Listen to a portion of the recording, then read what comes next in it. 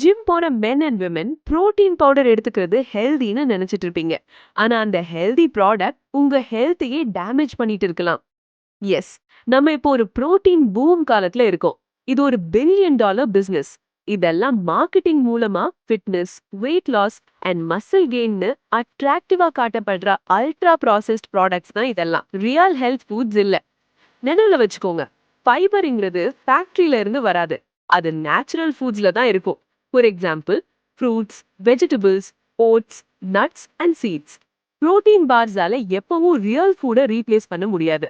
அதுல புரோட்டீன் இருக்கலாம், ஆனா பாடிக்கு தேவையான iron, B vitamins, zinc, omega 3 மாதிரியான முக்கியமான நியூட்ரியன்ஸ் இதுல குறைவா தான் இருக்கும். இந்த புரோட்டீன் பார்ஸ்ல artificial sweeteners, sugar alcohols, additives மாதிரி இன்கிரீடியன்ஸ் இருக்கும். இது கட் ஹெல்த்தை டிஸ்டர்ப் பண்ணி சுகர் கிரேவிங்ஸை கூட அதிகப்படுத்தும். இதை ரெகுலரா எடுத்தீங்கன்னா இன்சுலின் ரெசிஸ்டன்ஸ் அதிகரிக்க வாய்ப்பு இருக்கு. குறிப்பா டயபெட்டிஸ் பேஷண்ட்ஸ்க்கு இது இன்னும் ரிஸ்கி ஆகிரும். சப்ளிமெண்ட் புரோட்டீன் அதிகமா எடுத்தீங்கன்னா கிட்னிஸ் மீது அன்னெசரி ஸ்ட்ரெஸ் வரும்.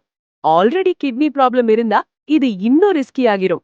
அதே மாதிரி லிவருக்கும் ஸ்ட்ரெயின் வர சான்ஸ் இருக்கு. சில ப்ராடக்ட்ஸ்ல கண்டாமினேஷன், அதாவது heavy metals, let, arsenic, cadmium, toxin கூட இருக்கலாம்.